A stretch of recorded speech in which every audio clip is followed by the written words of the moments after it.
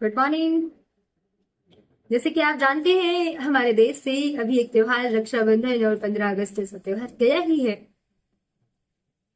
कि उसके जाने के पहले एक और त्योहार नए हर्षोल्लास के साथ और मन में नई उमंग और नई तरंग के साथ दौड़ा चला आ रहा है। वो कृष्ण है। वो त्योहार है कृष्ण जन्माष्टमी का। तो ये मार्मिक कहानी है। ये कहानी कुछ दर्द और कुछ मर्म बयां करती है। तो इस कहानी के बारे में मैं आपको बताना चाहूंगी। इसमें एक राजा होता है कंस। उनकी एक बहन होती है देवकी। देवकी की शादी वासुदेव जी के साथ होती है। तो शादी हुई ही थी कि कंस अपनी बहन को उसके ससुराल छोड़ने जा रहे थे। तभी एक गर्जना होती है, आकाशवाणी होती है कि हे कंस, जिस बहन को तू प्यार से विदा करने जा रहा है, एक दिन उसी का पुत्र तेरा विनाश करेगा। तो कंस अचंभित हो जाता है और सोच में पड़ जाता है। और फिर वो खुद से निर्णय लेता है कि जो मेरे यहाँ जेल है, उस जेल में देवकी और वासुदेव को रख देता हूं। तो जब इसके बच्चे होंगे तो मैं उनको मार दूंगा। तो जब मार दूंगा तो मेरा विनाश नहीं हो पाएगा। तो वो उन दोनों को, वासुदेव और देवकी को, एक जेल में बंद कर देता है। अब जब जेल में बंद कर देता है तब होता क्या है कि देवकी को एक पुत्र पैदा होता है। और जेल के आसपास पहरेदार होते हैं। पहरेदार कंस को सूचना देते हैं कि बधाई हो महाराज, देवकी को पुत्र पैदा हुआ है। तो जब देवकी को पुत्र पैदा हुआ है तो कंस कहता है, ले आओ उस दुष्ट दुराचारी बालक को।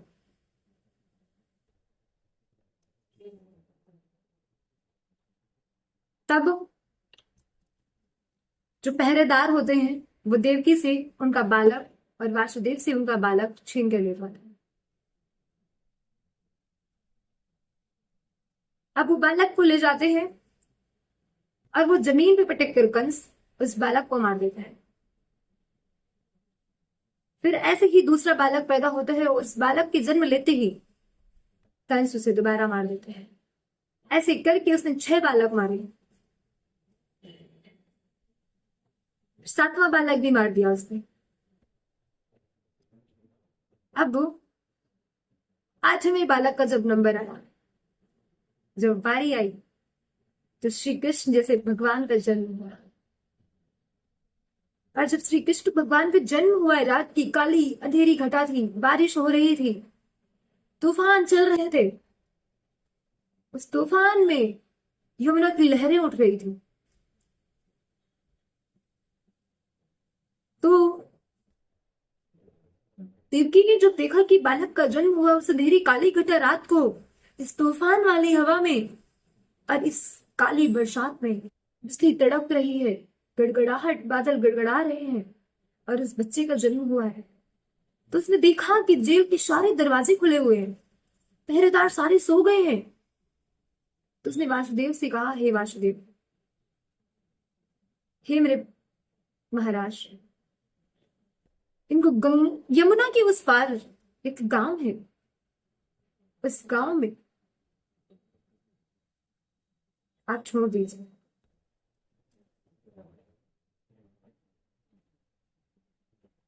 तो मथुरा में कृष्ण भगवान का जन्म हुआ था और वृंदावन में उन्हें छोड़ा गया। तो अब उनके वो पति थे वासुदेव सिंह। अब वो बात भी नहीं टाल सकते थे अपनी पत्नी की। तो उन्होंने कहा, जैसी आज्ञा महारानी, मैं वैसा ही करूंगा। तो उन्होंने अपने बच्चे को एक डलिया में, एक छोटी डलिया ली और उस डलिया में अपने बच्चे को रख लिया और सिर में रखी टोकरी और चुपचाप से उस सोनी सानी रात में, काली घटा में, तड़कती हुई बिजली में, उठते हुए तूफानों में, वो उस टाइम पे तो कोई साधन नहीं था, ना बस थी, ना मोटरसाइकिल थी, कुछ नहीं था। बेचारों को पैदल चल के जाना था। तो उस डलिया को सर पे रखा और यमुना के किनारे पहुंचे। उन्होंने देखा कि यमुना का पानी तो घुटनों से है। तो उन्होंने सोचा मैं तो आराम से नदी पार कर जाऊंगा। अब सर पे रखी हुई थी डलिया, थोड़े थोड़े पैर डलिया के बाहर निकले हुए थे। यमुना मैया ने देखा कि भगवान मेरे पास से गुजर रहे हैं, तो मुझे भगवान का अभिनंदन वादन चरण स्पर्श जरूर करना चाहिए। तो वासुदेव जी घुसे नदी के अंदर। अब चलने लगे, धीरे धीरे धीरे धीरे जब चलने लगे तो यमुना मैया श्री कृष्ण भगवान के पैर छूना चाहते थे। और यमुना मैया अपनी चढ़ाई पे कि मुझे पैर छूने हैं, किसी तरह से मैं इस बच्चे के पैर छू लूं, ये भगवान है, ये भगवान रूपी माया है। अब उस काली घटा, उस अंधेरी रात में तड़कती हुई बिजली में गरजते हुए बादलों के बीच जिंदगी उनकी एक नया मोड़ ले रही थी। वासुदेव के गर्दन तक पानी, फिर भी उन्होंने हिम्मत नहीं हारी। उन्होंने कहा, हे माता जी मुझे पार लगा दो। जब गर्दन तक पानी आ गया तो श्री कृष्ण भगवान के पैर उस डलिया से बाहर लटक रहे थे। तो जैसे ही यमुना जी की लहर आई तो भगवान के पैर उस यमुना जी में छू गए और यमुना जी कम, उसकी लहरें ऑटोमेटिक कम हो गई। तो जब अचानक से लहरें कम हो गई तो वासुदेव जी ने देखा कि मैं तो किनारे पर आ गया हूं।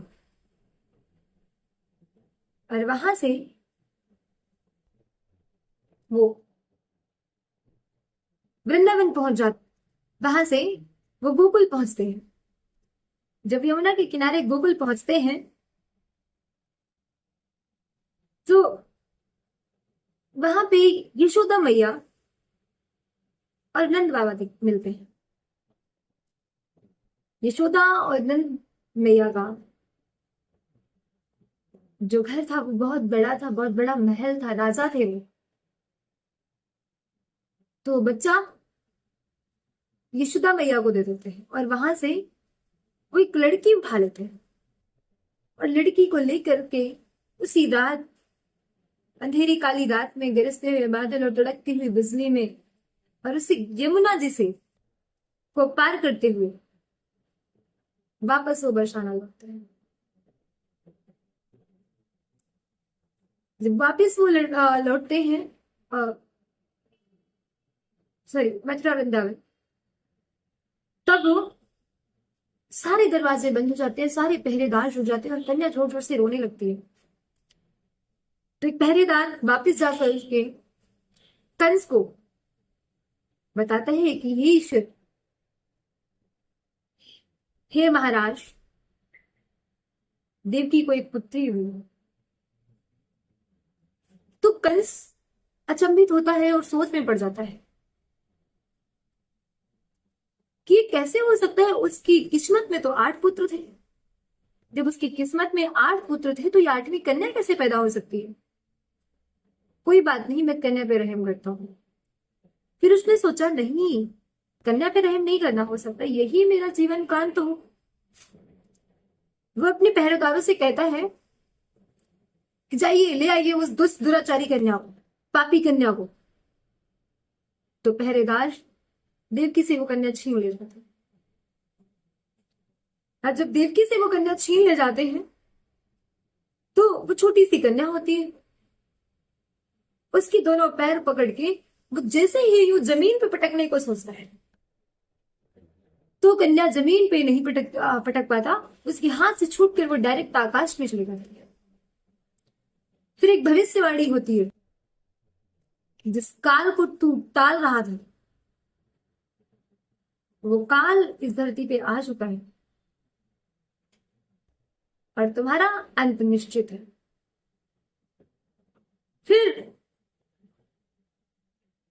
कंस सोच में पड़ जाता है कि वो तो देवकी का पुत्र था, लेकिन कैसे, कहां से, क्यों, वो सोचता रहता है। और इधर यशोदा मैया के घर में कृष्ण बड़े होते हैं। अब कृष्ण के छलियापन की कहानी यहां से शुरू होती है। आज जो गोकुल में कृष्ण बड़े होते हैं और राधा रानी, उन्हें, वो इतने सुंदर थे, उनकी सांवली सी सूरत थी, पर वो इतने सुंदर थे कि उन्हें जो ग्वालिन देखती थी वो मोहित हो जाती थी।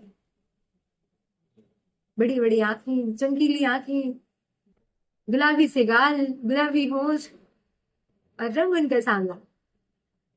बताइए कैसे, ऐसा प्रतीत होता है जैसे कि वो एक मूर्ति हो। तो ग्वालिन मोहित हो जाती। अब वो इतने शरारती कि वहां पे एक बलदाऊ भैया भी थे गोकुल में।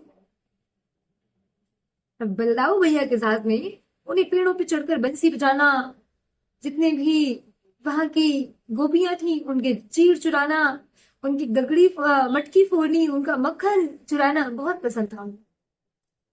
और यशोदा मैया, एक राजा और रानी, यशोदा मैया और जो नंद बाबा थे वो राजा और रानी थे। वो कहते थे, हे कृष्णा, तुझे जितना माखन खाना है तो अपने घर खा ले, क्योंकि नंद बाबा के घर में गांव की कमी नहीं है। अब कृष्ण भगवान का इतना चंचल स्वभाव था कि अपने घर का माखन उन्हें पसंद नहीं था, वो दूसरे के घर चोरी करते थे। तो जब यशोदा मैया छोटे थे तो थोड़ा माखन देती थी। अगर थोड़ा माखन देती थी तो बच्चों को ये होता है कि थोड़ा मिला है, थोड़ा और मिल जाए तो अच्छा है, और थोड़ा मिल जाए तो और अच्छा है, फिर थोड़ा दोगे तो लालच रहता है। तो यशोदा मैया सोचती थी छोटा बच्चा है, इतना ही खा पाएगा, इतना दे देती हूँ, और वो खा लेते थे।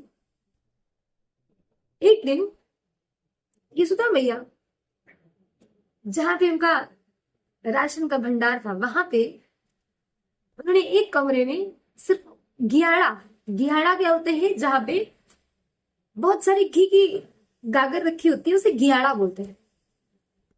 तो जो घियाड़ा था, उन्होंने एक कमरा बनाया हुआ था घियाड़ा के लिए। तो अब यशोदा मैया सो जाती है। अब जब यशोदा मैया सो जाती है दोपहर को, तो वो देखते हैं कि यशोदा मैया मुझे इस कमरे से थोड़ा थोड़ा मक्खन देती है, और यशोदा मैया सोई हुई है। मैं जाता हूँ और चुपचाप से मक्खन चुराता हूँ, जबकि यशोदा मैया कह के सोई थी कि देख कृष्ण, यहाँ पे खेलते रहना, बाहर मत जाना, कहीं मत जाना, यहीं खेलते रहना, और नहीं तो मैं तेरे ऊपर रूठ जाऊंगी। तो किशन चुपके से देखता है, गाना देखता है कि यशोदा मैया सो रही है कि जग रही है। जब देखा उसने कि तो मैया सोती हुई है, तो देख रहा है कि मैया सोई हुई है, तो मेरे पास अच्छा मौका है, मैं जाता हूँ और वहां से मक्खन चुराता हूँ। तो जब अंदर गया, फिर कृष्णा अंदर गए, तो वो सीधे गागर पे उनकी नजर पड़ती है, और सीधे जाते हैं और फटाक फटाक मक्खन खाने लगते हैं। कुछ गागरिया जो मटकियां होती हैं या गागर होती है वो गिर जाती है, तो यशोदा मैया को टूटने की आवाज आती है। तो भागते हैं, एकदम सर भागते हैं, लेकिन वो भाग नहीं पाते हैं। और एक उनके कमरे में एक शीशा रखा होता है बड़ा सा, तो वो वहीं तक पहुंचते हैं कि यशोदा मैया पहुंच जाती है। तो कहती है, देख कान्हा, मैंने तुझे समझाया था, मैंने तुझे कहा था कि यहीं पर खेलना, जब मैं सो के जगूंगी तो जो तुझे करना हो, जो तुझे कहना हो मुझे बताना, जहां तुझे खेलना हो वहां जाना। तो फिर तू बिना बताए कमरे के अंदर कैसे गया? तो कृष्ण भगवान की नजर पड़ती है उस शीशे पे। तो जब वो शीशा देखते हैं, कहते हैं, देख मेरी मैया, ये जो बालक है ये माखन चुरा रहा था, और मैं इसको रोकने के लिए आया हूं। तो यशोदा मैया मन ही मन मुस्कुराती है और कहती है, अच्छा कृष्णा। और वो तेजी से ऐसे कान बरोड़ देती है, थोड़ा सा थप्पड़ मारती है, तो कृष्णा रोने लगता है। तो उसके पहले कृष्णा को यशोदा मैया कहती है कि देख कृष्णा, मुझे पागल मत बना, मुझे बौरा मत, ये तू ही बालक है।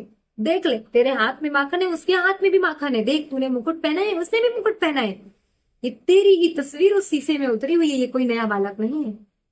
तो कृष्ण भगवान मैया को देखने लगते हैं और वो चंबित हो जाते हैं। अब क्या बहाना बनाऊं, अब तो मैं पिटूंगा। तो यशोदा मैया एक थप्पड़ मारती है और कान से वो रोड़ देती है, तो रोने लगते हैं।